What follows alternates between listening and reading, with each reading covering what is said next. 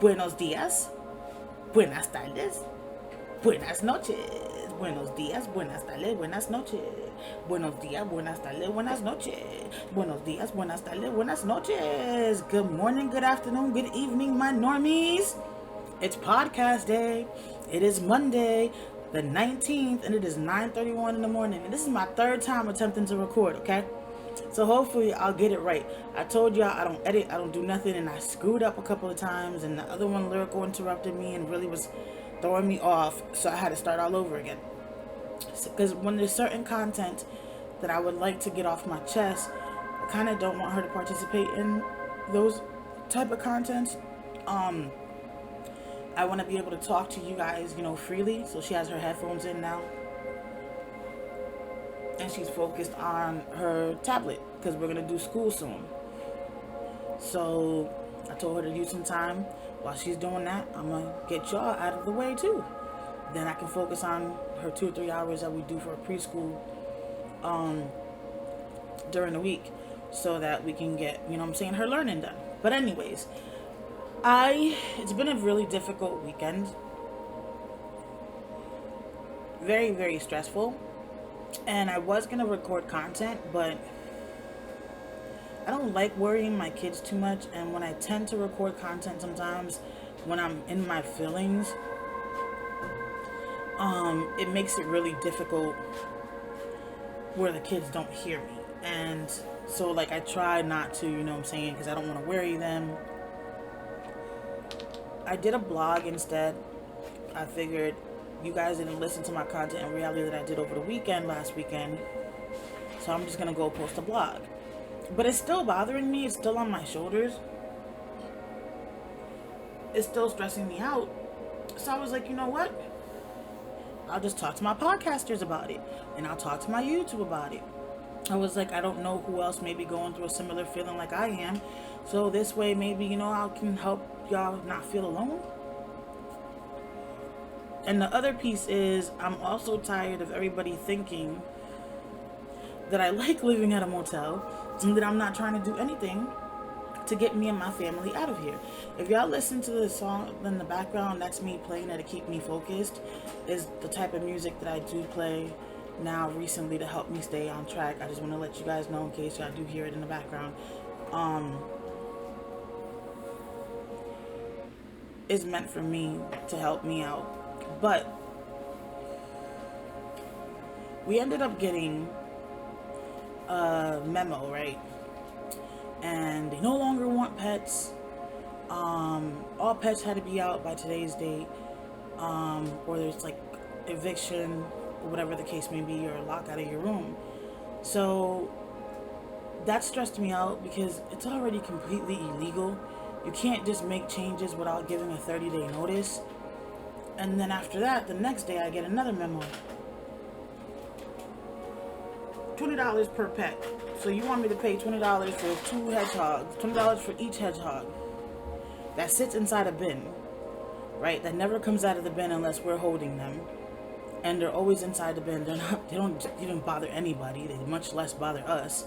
And then you want me to pay for my emotional support dog, which I do have a letter for from my psychiatrist stating that the dog is an emotional support dog. Because that was another roadblock that I was having with trying to find apartments, because our dog is on the do not rent list. And I don't know why, because they're the most lovable, annoying ass dogs ever. They may look like pit bulls, but she's not a pit bull. Her features are pit bull tendency, but she's actually a Staffordshire Terrier. I think that's how you say it. Don't quote me, but I believe that's how you say it. I always say the name wrong. But yeah, that's what she is. She's not a pit, and they're not related to pits. They don't even have pits in their bloodline. But because of her, she was on the do not rent list. It was becoming harder to find, apartments. Now that I have the emotional support letter, they're not to deny us because of her breed. They have to actually accept her. So I got that obstacle out of the way. And then another issue was my income to debt ratio. My income was too low to my debt ratio because I have the car that I turned back, returned back to I guess the dealership, you could say, I allowed them to repo it because I just couldn't keep doing it, and the car was broke down, and there was a lot to the story. But because of that and the rent to debt, even though they tried taking me to court because I had left and broke the lease, because it was either leave or lose my kids type shit because of how bad the roaches were in the apartment, and there was nothing I could do about that because they were refusing to treat the apartment. So they tried taking me to court. The judge threw it out, and they went right behind the judge's back and put it on my credit as rent debt, not eviction or nothing like that, but rent debt. So I disputed it, and at one point it was almost $14,000 that they put on my thing. I disputed it, and I finally came down to $6,000 and some change. But that is also what's stopping us from being able to find a place to rent that is willing to, you know what I'm saying, allow, come on, commercials. Someone tried to steal. Sorry, y'all, but this is ridiculous. This type of music I feel should not have commercials, but whatever.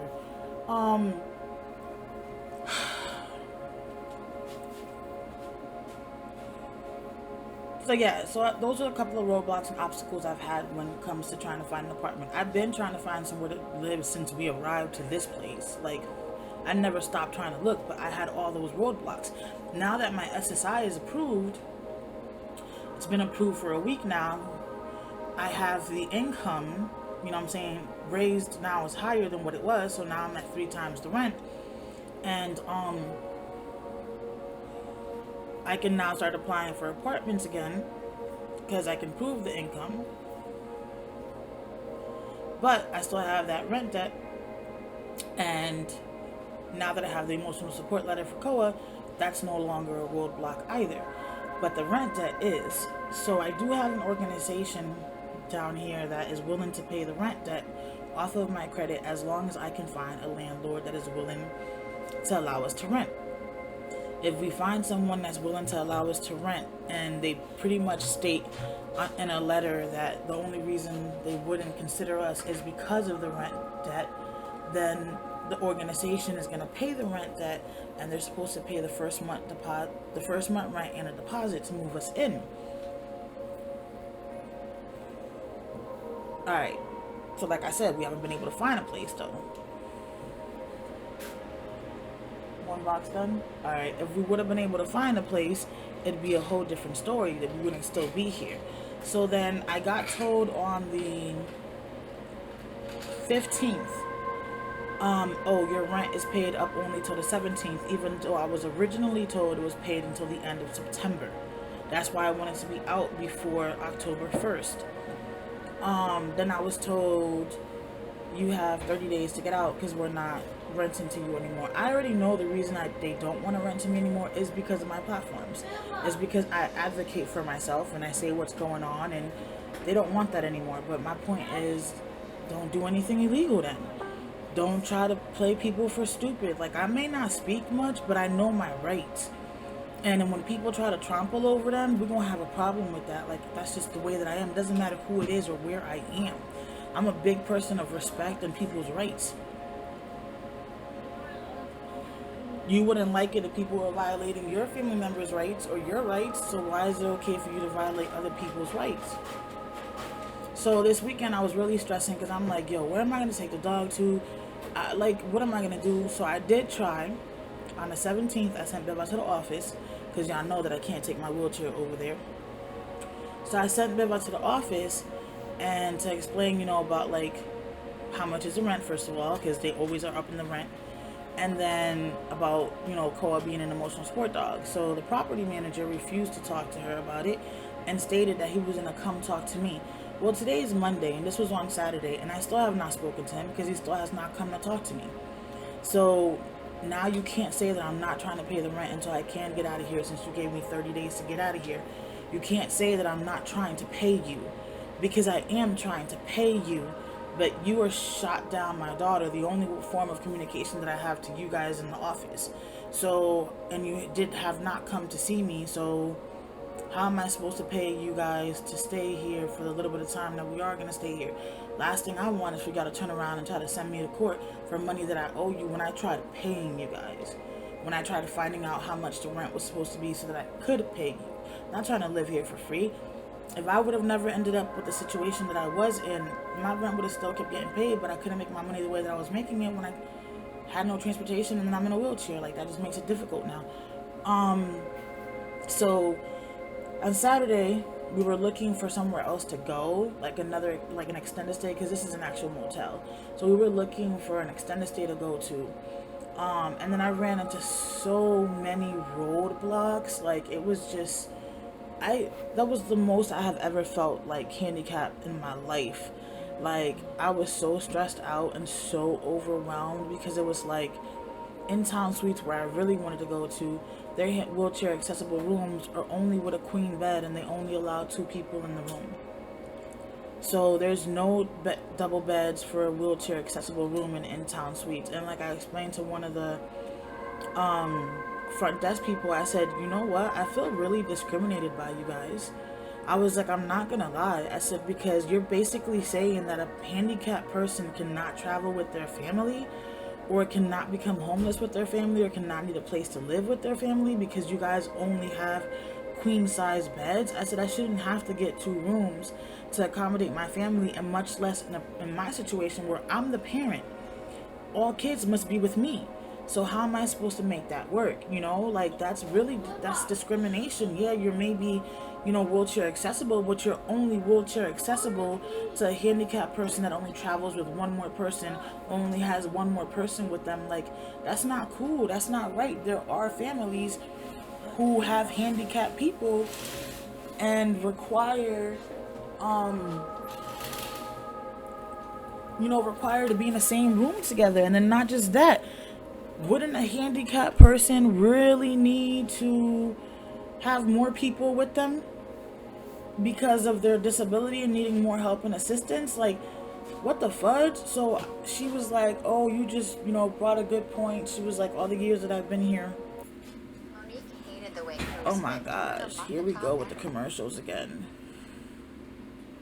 All the times that I've been here, she was like, it's never been a problem.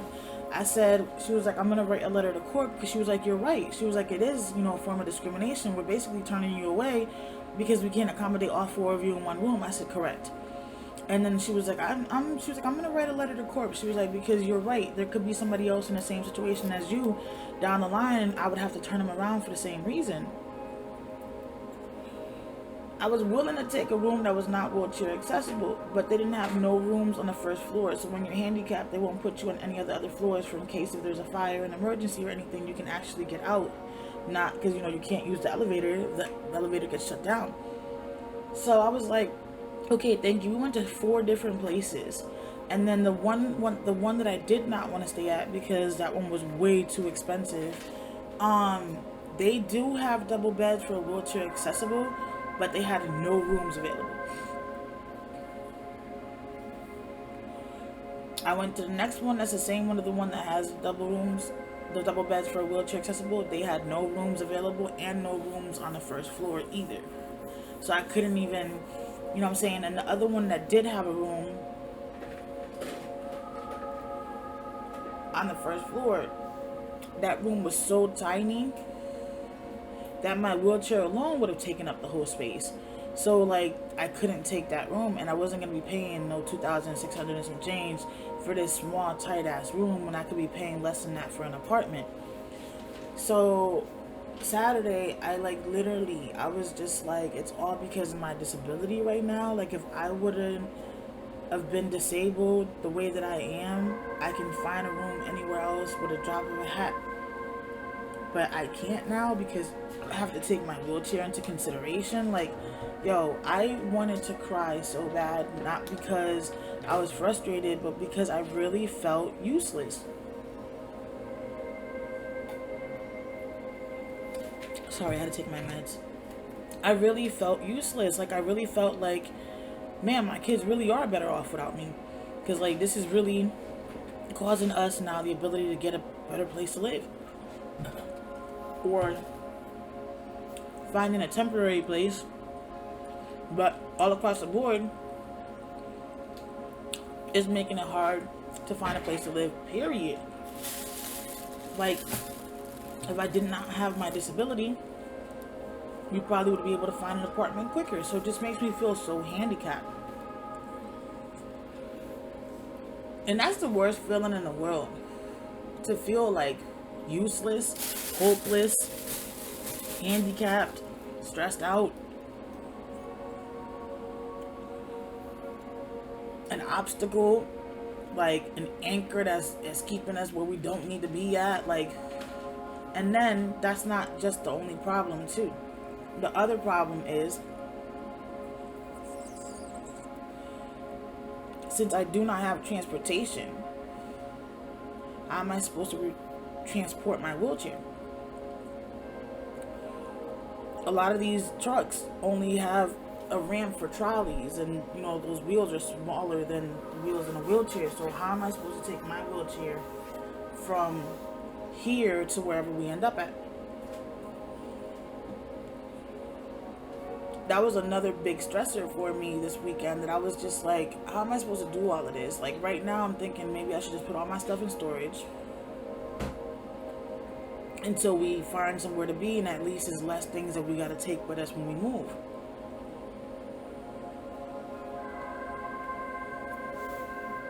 Yeah, there's less things that we got to take with us when we move, but then the whole problem is me having the ability to get to these places to do these things. That's what it really breaks down to. So I really felt little. I felt really, really, really little. Like, everybody who I spoke with that I went to go check out their rooms and stuff, they all felt bad. They were like, I'm so sorry. And I'm like, it's alright. There's nothing you can do about it. Like, but I feel honestly discriminated. Because out of everywhere we went, there wasn't not one room. Then the next option is to move in another motel. But down here where we are, you're only allowed to be in a motel for 28 days. That's one. That means I'd have to keep moving every 28 days. That's annoying because I don't have transportation. Then two, there's no guarantee that there's not going to be a bed bug or a roach. I missed that darn fly. Or roaches, because there's a lot of reviews and a lot of them that they have bed bugs and roaches. Okay, I don't want to go from bad to worse or worse to bad. However, I don't want to go into another spot where there's something else I have to worry about. Especially bed bugs, because that's on your bed. Every single night they're going to bite you. Like, no, I don't want my kids eaten up by nobody or nothing. So it just adds on to like, damn girl, you're trying your hardest. You got the means and the income now to pull things off, but you still can't find how you're going to pull this off because of other scenarios that are stopping you. Like, I literally came home and I cried a little bit. Like, I didn't really let myself get in my feelings. So I only cried a little bit because, like I said, I don't want to worry the kids. You know, if I can avoid worrying them, then I'd rather not worry them. If I can avoid stressing them, then I'd rather not stress them. Like I said, I'm having this conversation right now because Stinkadoodle has her headphones in and she's listening to her tablet. Viv already knows everything that's going on because I have to. She's the other one that helps me do everything, so I have to keep her informed. Plus, for her own mental health and her conditions, she has to be prepared, you know, with time frame. Delano knows somewhat of what's going on a little bit, not a lot, because of his autism and everything else and his mental health and his ODD and all that. He needs time to adjust as well, so I had to give him a little brief rundown of what we're trying to do so that he won't have a huge impact when we have to transition. It's not easy being in a family with 3 people who have disabilities, mental health, autism, whatever the case may be. And then, you know, because I got to protect myself, but I got to protect my kids as well. You know, I have to make sure that I don't let things overwhelm me or overcome me. Like Saturday night, I lost my ability to move my left side. That's how stressed out I was. That's how, like, how am I going to make this work? How am I going to figure this out? How is this going to happen? You know, like, and then Lyrical made me a little bit frustrated, and boom, my left arm decided, nope, we're not moving. My left leg decided, nope, we're not moving.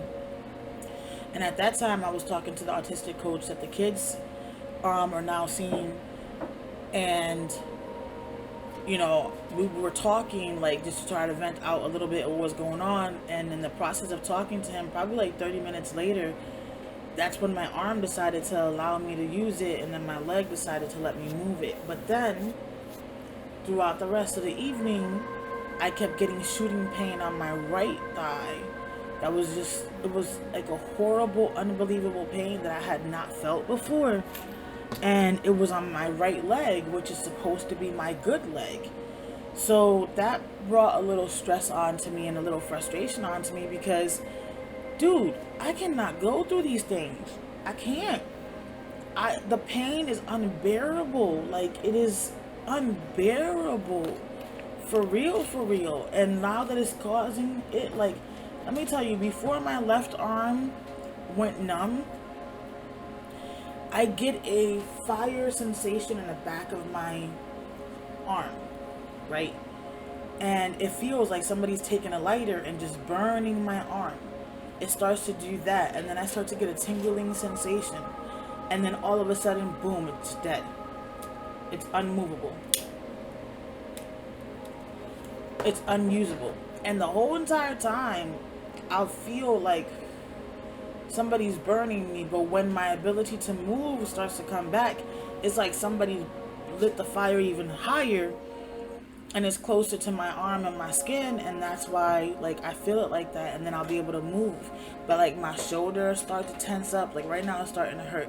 So I'm hoping I don't go through the process now of like losing my left side, because in reality what I'm trying to do is vent this all out so I can let it go, so it can stop causing me all the problems that I'm getting. Like, my legs have swollen up so badly. I gained the 5 pounds that I lost a week ago back in the swelling. Like, my legs are swollen, and that hurts. Like, that hurts bad. Before, my swelling wouldn't hurt, but now the swelling in my legs kill me. And then my legs get so swollen that when I'm trying to walk to the bathroom, I have a very hard time walking, because between my thighs and all that is way more swollen and bigger than what I'm accustomed to walking, because I lost a lot of weight. And it makes it really difficult to attempt to walk that short distance. So me knowing all these things about my body and how my mental health is affecting my body as well, I'm trying every avenue to not allow the situation to frustrate me, to not allow the situation